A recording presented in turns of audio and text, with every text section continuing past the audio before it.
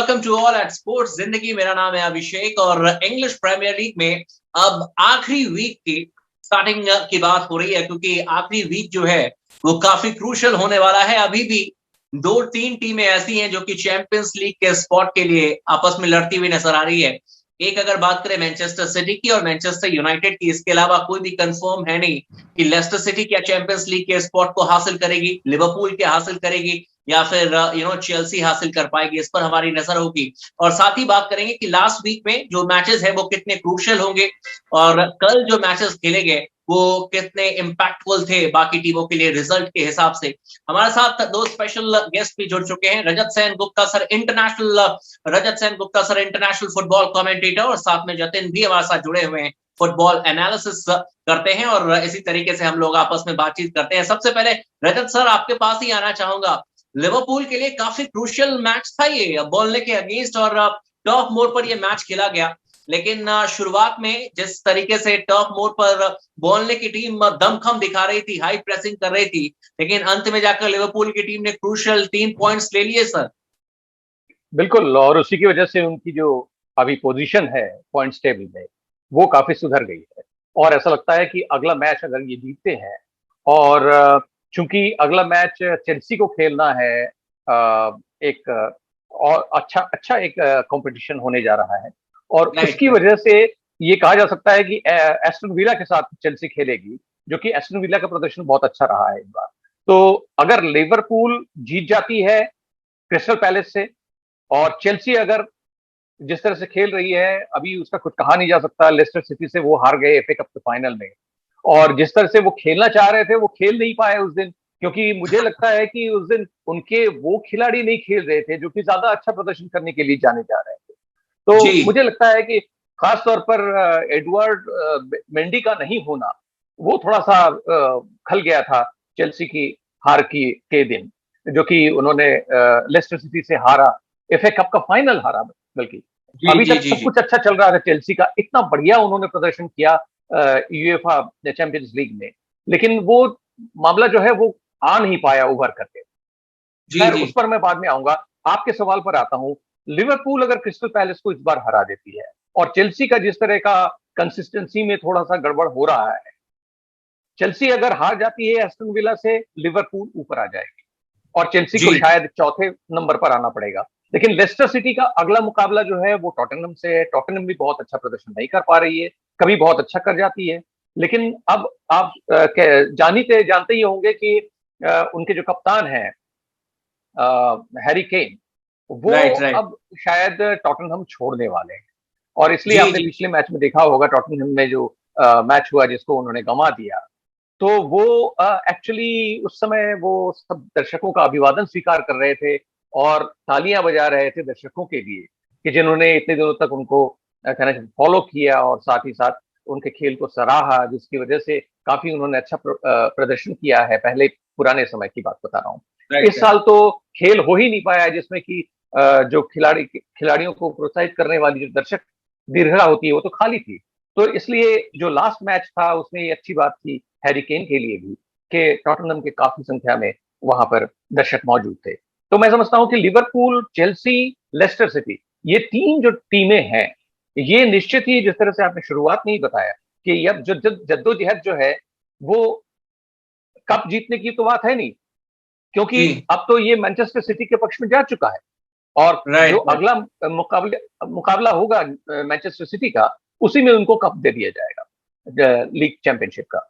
और अब केवल बच जाएंगे चेल्सी, लिवरपूल और लेस्टर सिटी। इन तीनों में यही देखना पड़ेगा कि कौन सी टीम ऊपर आती।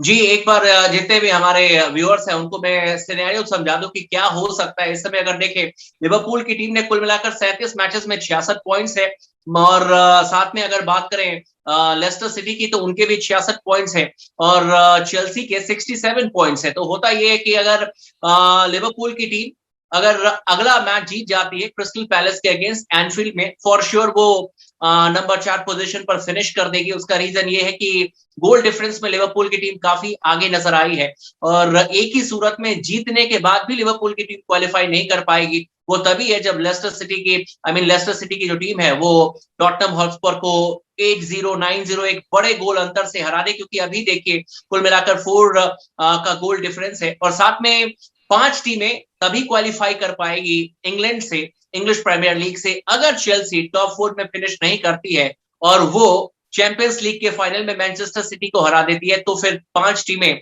प्रीमियर लीग से हमारी चैंपियंस लीग में खेलती हुई दिखेगी। बात करेंगे यहाँ पर हमारे साथ जतिन भी जुड़े हुए हैं। जतिन, जो सिनेरियो सेकंड मैंने कहा है वो देखा जाए तो आइडियल होगा, लेकिन मैनचेस्टर सिटी के फैंस जो है वो नाराज हो जाएंगे, क्योंकि अगर टॉप 4 में चेल्सी की टीम फिनिश नहीं करती है और चैंपियंस लीग के फाइनल में चेल्सी ने सिटी को हरा दिया, तो फिर 5 टीमें नजर आएगी खेलते हुए प्रीमियर लीग से। हाँ, उनके लिए तो सही नहीं होगा, बट मुझे बहुत खुशी होगी। खुशी होगी मतलब उन्होंने कहा। मैनचेस्टर सिटी हारेगी तो ठीक है, मतलब मैं तो पूरा चेल्सी को सपोर्ट करूंगा कि वो सेकंड क्लब बने इंग्लैंड से, जो 2 टाइम, थोड़ी थर्ड क्लब बने जो 2 टाइम यूरोपियन चैंपियन है। तो फिर उन हमारे से एक ही पीछे रह जाएंगे, बट तब भी ठीक है, एटलीस्ट उनका एक तो नहीं होगा। बट सिनारियो तो बड़ा टफ है। मुझे लगता है ना कि अगर चेल्सी टेक्टिकली जाए ना तो ये फाइनल भी ले जा सकती है। आपको बड़ा मेक श्योर करना पड़ेगा कि जो आपकी मिडल लाइंस है ना वो क्रैकअप ना हो कम्प्लीटली। वंस वो क्रैकअप नहीं होती है ना, मैंने एक बात देखी, जब कांते अपनी एक गेम पे होते हैं ना तो कभी भी देखना कि ग्वार्डियोला स्टेबल नहीं रह पाते। एग्जाम्पल मैं आपको दे देता हूँ, जब क्या बोलते ये प्रीमियर लीग जीते थे ना इससे पिछली बारी, तो I think so David Louis ने कहा था कि हमने बेस्ट टीम को हराया यूरोप की, दिसंबर के टाइम हराया था। क्यों? क्योंकि कांते और डेविड लुइस बहुत अच्छा खेले थे उस मैच में, और अब कांते वैसे एनर्जेटिक लग रहे हैं। तो जिस तरीके से वो अपने उसको खेल रहे हैं ना, अगर वो कमांड करते हैं ना मिडफील्ड से, तो ना हमेशा ग्वार्डियोला की टीम अनस्टेबल इसलिए दिखती है क्योंकि इनके पास ना अभी उसका काउंटर नहीं है। फर्नांडिन्हो नहीं है जो बॉल को विन करके फॉरवर्ड मारते हैं। ये लोग क्या करते हैं, ये अटैकिंग मिडफील्ड पे रह जाते हैं अपने। तो मेरे हिसाब से तो अगर मैं चेल्सी मैनेजर तो मुझे इतनी डरने की जरूरत नहीं है। अरे भैया भगवान तोड़ना ही है। एक सवाल मैं करना चाहूंगा अभिषेक, मैं एक सवाल करना चाहूंगा, आप इजाजत दें तो। ये जतिन से सवाल है मेरा। जतिन, चूंकि अभी चेल्सी के बारे में बता रहे थे और चेल्सी को सपोर्ट भी करेंगे कह रहे थे, निश्चित ही उसकी कोई वजह होंगी। क्या सोचते हैं आप जतिन के जॉर्जिनियो को खिलाना मिडफील्ड में क्या जरूरी है, जब काउंटे जैसे बहुत अच्छे मिडफील्डर आपके पास में मौजूद हैं और कहना चाहिए कि मैच मेकर हैं? तो फिर ये जरूरी नहीं है, क्योंकि आप देखिए उनका कंट्रीब्यूशन क्या है। अगर पेनल्टी मिलती है तो पेनल्टी ऐसे भी शॉट लेकर के गोल करने का जो चांस है वो हर एक खिलाड़ी का 90% तो रहता ही। सर कई बार क्या होता है ना, कुछ प्लेयर्स ना आपको ट्रेनिंग में बहुत स्मूथ दिखते हैं।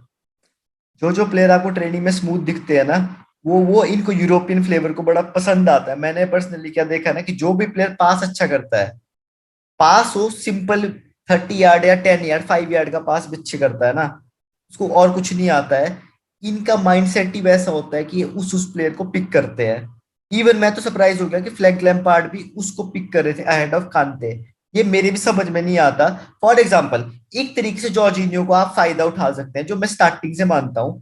कांते को आप बोलो आप होल्डिंग मिडफील्डर हो, आपको रूम है, आपकी मिडफील्ड है, जैसे आपको चलानी है वैसे चलाओ। जॉर्जिनियो का काम क्या होना चाहिए, जो कोवाचिच करते हैं, थोड़ा सा डिफेंस में सपोर्ट करो जब कांते आगे जाएं, नहीं तो आप आगे ही जाओ। जॉर्जिनियो इतने फ्लेयर प्लेयर है कि अगर वो आगे भी जाएंगे ना, मुझे लगता है कि वो परफॉर्मेंस अच्छा कर सकते हैं। कोवाचिच टाइप तो नहीं करेंगे बट परफॉर्मेंस दे सकते हैं।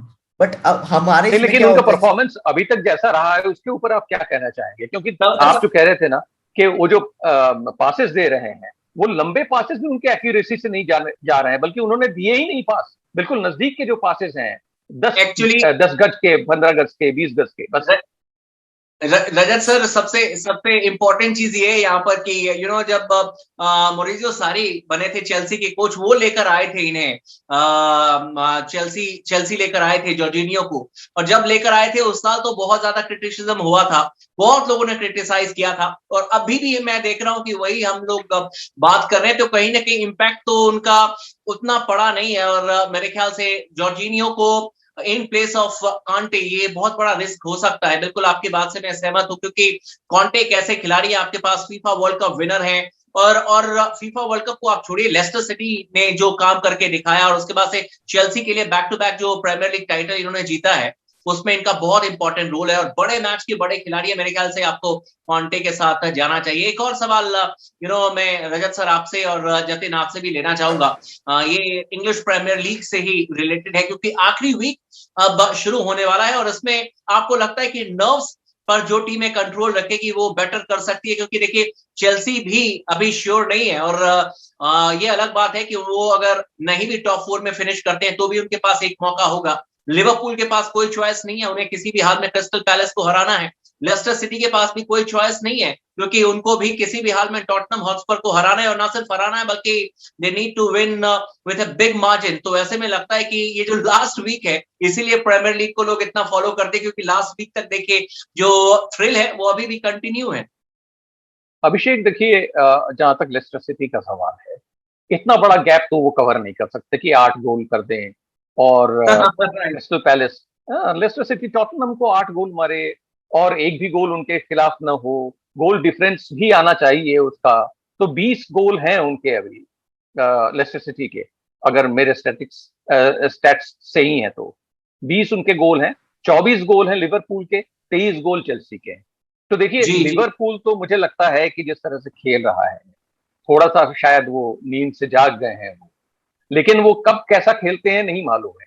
पिछला जो मैच था उसमें वो जीते जरूर, लेकिन उनके जो दोनों स्ट्राइकर्स, मो साला सादियो माने। और माने, ये राइट। दोनों ने ही गोल नहीं किया। उन खिलाड़ियों ने गोल किया जो या तो सब्स्टिट्यूट बन करके आए थे या नए खिलाड़ी थे स्टार्ट करने के लिए। तो ये तो राइट। देखना होगा लिवरपूल को कि किनको वो चुनते हैं इस खेल के लिए। अब यही बात रह गई, लेस्टर सिटी जो है चेल्सी के ऊपर अगर आ जाए, पॉइंट्स की वजह से आ सकते हैं, गोल डिफरेंस की वजह से शायद नहीं आ सकेंगे। तो यही बात है। और इधर आप देख लीजिए टॉटनहम का तो कोई मुझे लगता नहीं है कि 7वें नंबर से ऊपर उठ करके 6ठे नंबर या 5वें नंबर पर आ पाएंगे, क्योंकि वेस्ट हैम जी। है, वेस्ट हैम भी बहुत कंपेटिटिव टीम है, साउथहैम्पटन से उनका लास्ट मैच है। तो ये कैसा मैच होगा ये नहीं मालूम। आपका बिल्कुल कहना सही है कि ये जो मैचेस है बड़े क्रूशियल हैं, और किस आप गलती पर कैसी सजा किस टीम को मिल जाए ये नहीं कहा जा सकता। पहले जतिन आपके पास आना चाहूंगा, और ये रिएक्शन रजत सर से भी मैं इसके बाद दूंगा।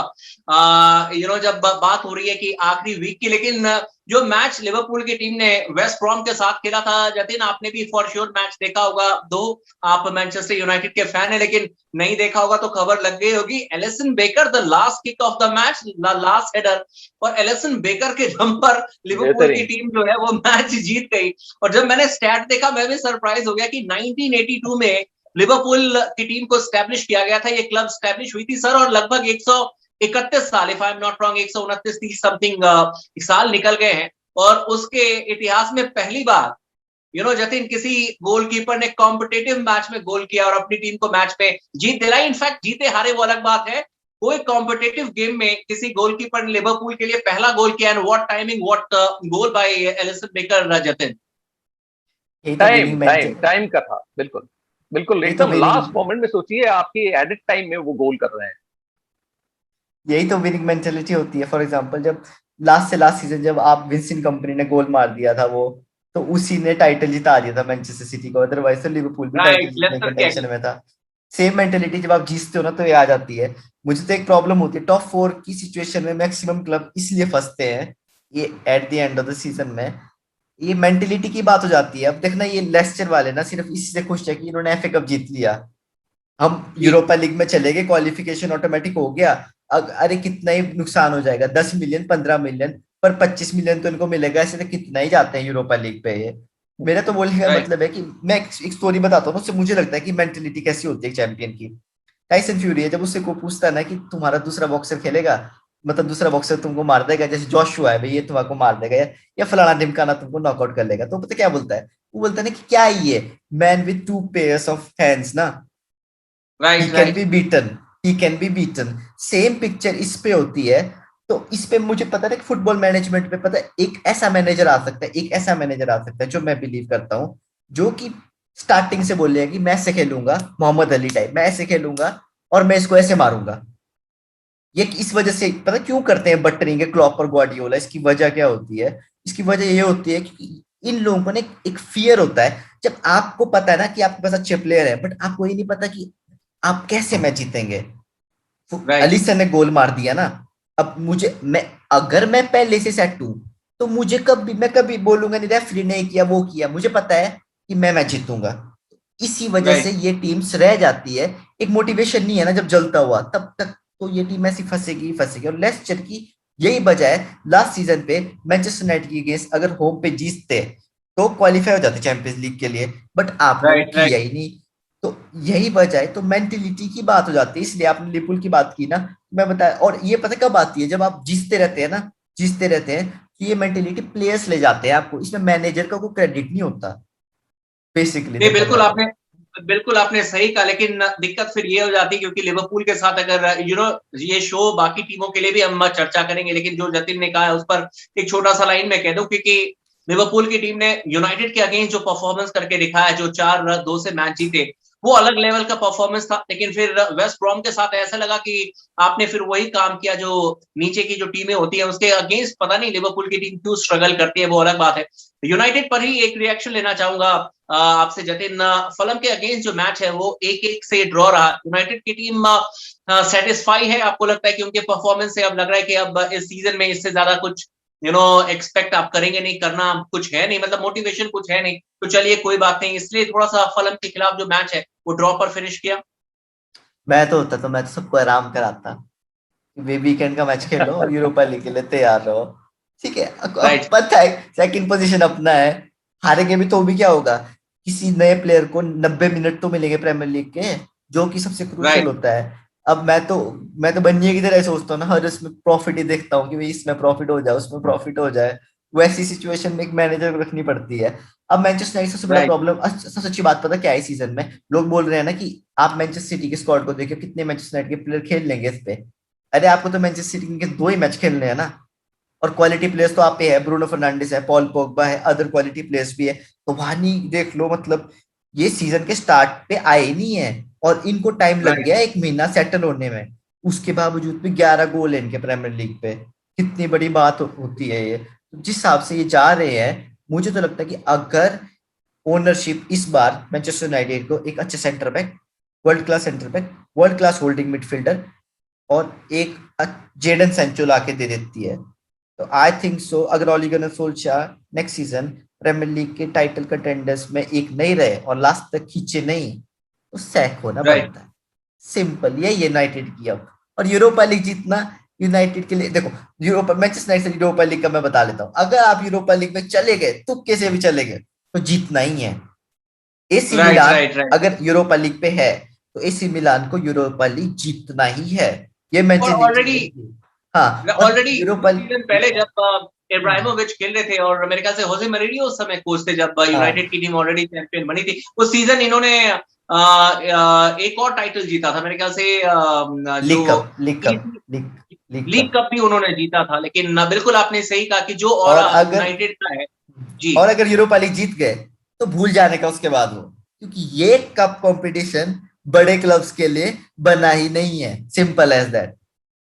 राइट राइट राइट, बिल्कुल आपने सही कहा। और वैसे भी यूनाइटेड के ऑरा के हिसाब से देखें तो चैंपियंस लीग पर ना सिर्फ खेलना बल्कि बार बार दावा पेश करना ही जितने भी फैंस और फैंस तो है ही है, लेकिन यूनाइटेड का जिस तरीके का परफॉर्मेंस है और जिस तरीके से उन्होंने इंटरनेशनल जो यूरोप में जिस अंदाज में उनका दमखम रहा है, उस हिसाब से कोई भी इस टीम को यूरोपा लीग में खेलते हुए दैट इज गुड इनफ। लेकिन चैंपियंस लीग डिजर्व करती है और ये टीम में दमखम है, एंड आई होप कि बेटर यहाँ से और इनहांस करेगी। सर रजत सर, एक आखिरी रिएक्शन आपसे लेना चाहूंगा। आर्सेनल वर्सेस क्रिस्टल पैलेस के बीच मुकाबला था, हालांकि डेड रबर का ही मुकाबला था, इसमें कुछ इंपैक्ट पड़ा नहीं, 3-1 से जीतने में कामयाब हो गई वहां पर आर्सेनल की टीम। लेकिन माइकल आर्टेटा के लिए क्या कहना है? आपको लगता है कि उन्होंने by the end of the season उन्होंने ठीक काम किया है, उनको रहना चाहिए या फिर उनको सैक किया जाएगा? मतलब आपको क्या लगता है कि उनके काम से आप सेटिस्फाई हैं?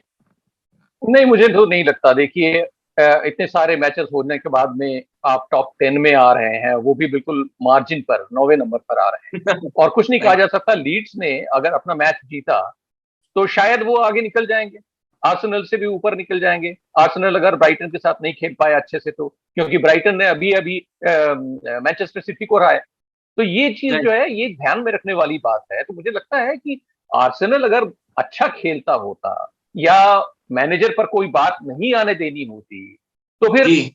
आर्सेनल की पोजीशन अभी टॉप 5 में या टॉप 6 में होनी चाहिए।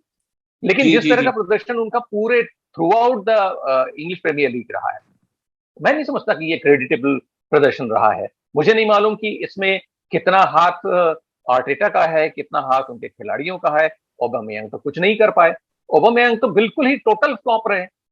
तो ये समझ में नहीं आता कि किस तरह से कुछ खिलाड़ी ऐसे होते हैं जिनका नाम बिल्कुल वर्ल्ड क्लास खिलाड़ियों के रूप में होता है, पहले किसी सीजन में अच्छा खेल रहे होंगे, लेकिन इस बार तो कुछ भी नहीं किया उन्होंने, एक तरह से कहा। और राइट। मैं समझता हूं कि जो कुछ भी है, अब वेस्ट हैम के तो ऊपर आने की चांसेस शायद ही हैं। साउथहैम्पटन से जीतना बड़ा मुश्किल है। अगर जीत भी जाते हैं तो लेस्टर सिटी के बराबर नहीं आ पाएंगे और लिवरपूल के बराबर नहीं आ पाएंगे।